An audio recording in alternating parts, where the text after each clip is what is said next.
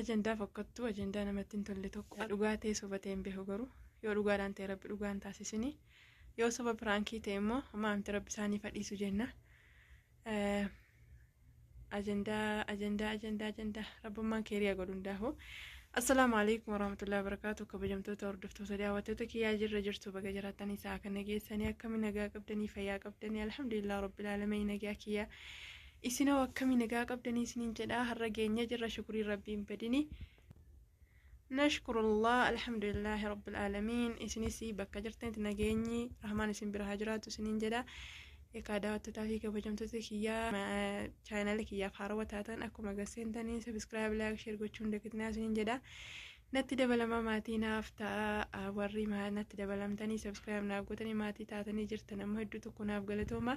Keeriin mana keessa na haaseenuu isiniin jecha. Egaa daawwattootaa fi kabajamtoota kiyyaa akkuma beekamu ajandaa xiqqoo tokko isiniif fidee dhufe jedhee dura irratti dubbadhee jira. Ajandaan fidee dhufte maali jechuun keessa hin oolamu. Naman takka waan akkasii irraa dhagaha jedhee yaanne nama ani ni taha jedhee illee qalbii kiyyatti akka yaada hin beekne jechuudha.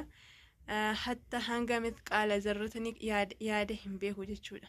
Maaliif inni yoo maali jechuun keessa hin oolamu garuu nama muraasa yookaan nama lama jalatti argee ajandaa kana wanti kun yeroo isee liivii galtee tiktookii irratti liivii galtee haasoftu namni waraabee yuutuubii irra gadhiisee argee. Erga gadhiifamee bakka tokkotti erga gadhiifame sa'aatii 10 gahee jira bakka tokkotti ammoo buleessa kee tokko jalatti kan hin arge ammoo sa'aatii 1 guutee jira jechuudha. Seenoo eenyu jechuun keessa hin oolamu. Ummukaanus hangafa dubartootaa hangafa yuutuubaraa dubartootaa jaallatamtuu kabajamtuu dubartii amala qabeettii dubartii gorsa durbaatiin beekamtu irratti ajandaa oofaa jiran garuu Allahu a'lam ani hin beekne. Warri dhugaan irraa beektan akka komentii jala naa keessan abdii qaba. Maaliif jennaani akkuma beekamu Ummukaanus biyya Masrii keessa jirti jechuudha. Ijiptii akkuma nama tokkootu deemtee jireenya ishee jijjiiruu fi ilmaan ishee irraa jiruu jijjiiruu fi jiruu namarraa jijjiiruu rabbi garuu ati fakkeenya taatee jechuudha. Isheen fakkeenya taatee deemtee ilmaan ishee kanaaf ofirraa jijjiiruuf carraa yoo rabbi naa bane jettee carraa adda addaa hirmaachaa jirti jechuudha. Yookaan ammoo mokkoraa jirti jechuudha. Kanaafuu daawwattootaa fi kabajamtoota kiyyaa har'a ajandaa maalirraa dhageessa jechuun keessa hin oolamu. Isheen kan obboleetti kee tokko kan waraabde Ummukaanusii fi akka waan Ummukaanusii fi abbaan kaanus walitti mufatanii yookaan wal lolanii jiranitti kan ishee waraabde kan namni komentii jalatti barreessullee irraa dubbatullee akkas fakkaata jechuudha. Maaliif daawwattootaa fi kabajamtoota kiyyaa miidiyaa kanarratti waan gaarii hin dhageessu waan badaa waan hin ta'a jettee yaadne kan si mudatu jechuudha. Kanaafuu daawwattootaa fi kabajamtoota kiyyaa Ummukaanus ni beektanii nasiyaa namaa dhaamuun beekamti ijoollee keenya gorsaan beekamti jechuudha. Yuutuubii kanarratti wallaahi ani jalqaba jechuudha. Kan yuutuubii kanarratti argee iseedha. Nama obsa qabeettii nama sabrii qabdu nama bakka kana ittiin hin jenne jechuudha. Har'a garuu miidiyaa irratti oduun ishee deddeemaa jira xiqqoo jechuudha. Garuu bal jedhee bakka hin baane waan guddaa bakkee ba'e miti garuu ammoo wanni miidiyaa irra baate tokko keerii hin qabdu. Rabbiin keeritti seedhaaf haa jijjiiru. Ani kan dhagahe kan komentii jalatti arge jechuudha ijoollee jalatti namni jara kana walitti araarsu maaf dhabamee ka jedhamu arge la abadan ta'uun qabu wanni kun. Ummukaanusii fi Yaasiin Ooroo wal lolan jechuun abadan waanuma ta'uu hin qabne waanuma dhagaamuu hin qabne waanuma dhugaadha jettee yaaduu hin qabne jechuudha. Maaliif Yaasiin Ooroos dhiira jabaa dhiira akka ilmaan isaatiif akka haadhaa kara abbaatti illee akka abbaa ta'ee ilmaan isaa kana gargaaraa jiru ilmaan isaa cinaa dhaabataa jiru. Ummukaanusis kan isheen mana ishee gadhiistee ijoollee ishee dhiistee ijoollee ishee biyya baqaa keessatti argatte dhiistee kan isheen deemteef jiruu ishee irraa jijjiiruu fi jiruu ijoollee ishee jijjiiruuf jechuudha. Garuu ajandaa irratti oofamuu eegalee jira. Wanni miidiyaa kana irra baatee abaluu kana taatee ebeluu kana ta'ee jaarsa waliin kana ta'ee ajandaan hin taane namarratti oofamti taanaan wallaahi hin taatu waan keerii hin taatu jechuudha. Garuu ammoo umukaanus liivii irratti waan isheen jette haasofte isinuu agartanii jirtan, warri viidiyoo ishee agartanii jirtan jechuudha. Yeroo inni waan barbaade haasawee jedhu haasawaa kee fixattee jetteeni nama tasgabbooftu sila dhalaa tokko taate nama ariifatu taate nama obsan qabnu taate achumarrattu jaarsa kanas la waan barbaadde jetteetti. Garuu isheen hanga inni waan fedhe haasa'u hanga inni waan fedhe jedhu teessee kofaltee obsaan sabriidhaan dhaggeeffattee ani cufachuu fedha yookaan immoo keessaa bahuu fedha fixattee jettee gaafatte jechuudha. Laa hin fixanne ganaan haasa'uu deemaa jedhe Yaasiin Ooroo abbaa manaan ishee jechuudha. Garuu daawwattootaa fi kabajamtoota kiyyaa namni tokko yoo wal lolee keessaan osoo fixatee wayya jaarsaaf jaartiin silaa inumaa miidiyaarra wal baasuun abadan hinuman taane wallaahi waan fokkattuudha. Maaliif ree miidiyaa kanarratti jechuudha gaafa namni tokko ka'ee yookaan abbaan manaa kun ka'ee waa'ee haadha manaa haasa'u namni hunduu akka waan jaartiin isaa kun badduu taateetti fudhata jechuudha. Yoo isheen immoo kaatee miidiyaa kanarra dubbattee jaarsi kiyya akkana godhe jettee haasofte akka waan abbaa manaasee hammeessitee yookaan immoo nama gaarii hin taanetti namni fudhatee nama kana arrabsuun namni zambii funaannata jechuudha. Kanaafuu daawwattootaa fi kabajamtoota kiyyaa osoo namaa danda'ame miidiyaarra wal baasuun hin taane.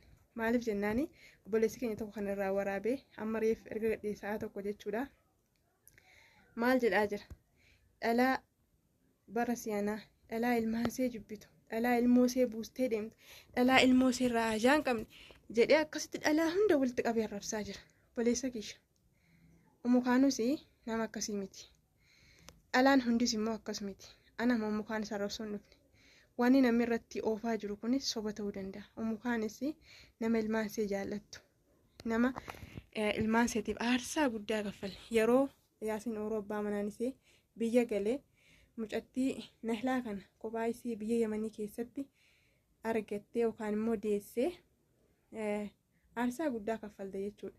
Garuu har'a namni warri irraa dubbatu kuni akka waan isheen ilmaansee irraa haajaa hin qabneetti fidanii ajandaa godhatanii haasa'utti jiru jechuudha.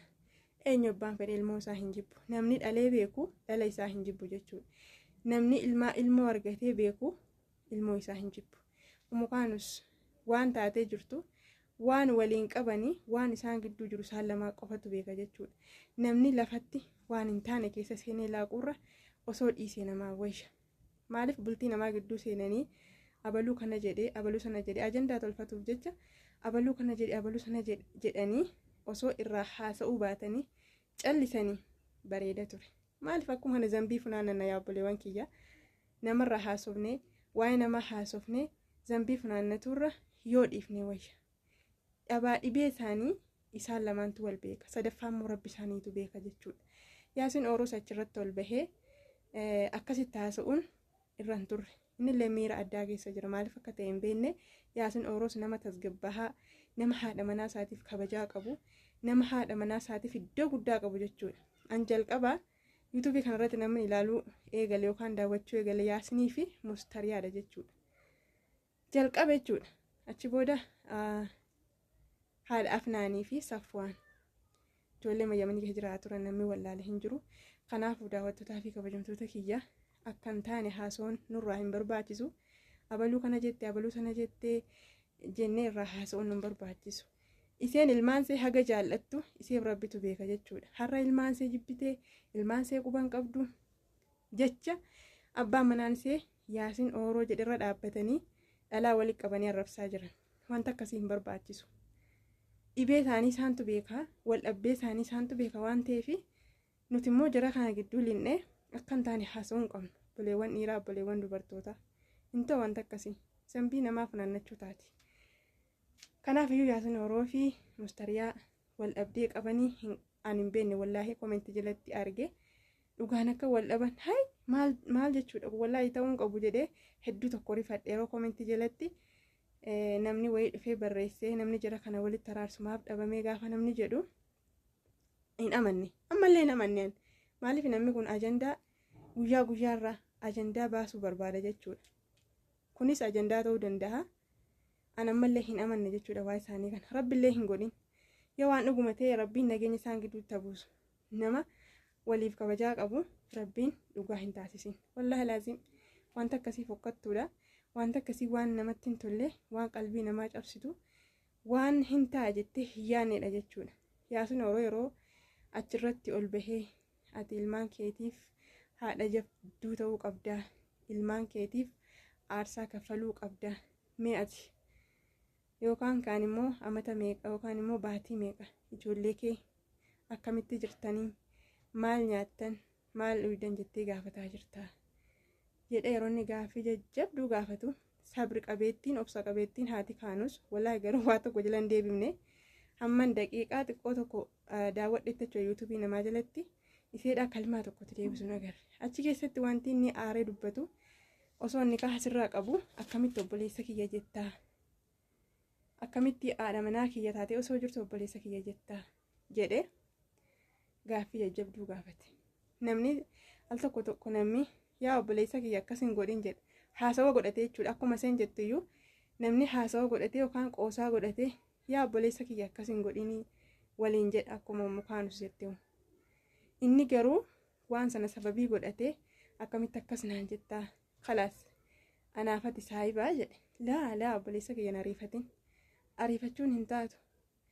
Obsaa taanaan goromsaa dhugaa jedhanii jedhe Oromoon kara biyya keenya kanatti gaafa mammaaku namni biraan illee beeka ta'een beeku. Kanaafuu yoo obsa qabaatte yoo sabrii qabaatte wanti hundumtuu ni qajeela.